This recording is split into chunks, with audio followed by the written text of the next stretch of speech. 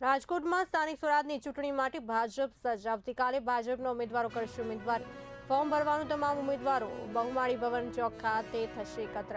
ત્યાંથી વાસી ગાસી ફોર્મ ભરવા માટે કરશે રવાના. પૂર્વ તૈયારીઓ માટે ભાજપના વરિષ્ઠ આગેવાનોની સ્થળ મુલાકાત, વિસ્તારોની સમીક્ષા કરી કાર્યકરોને અપાઈ સૂચનાઓ.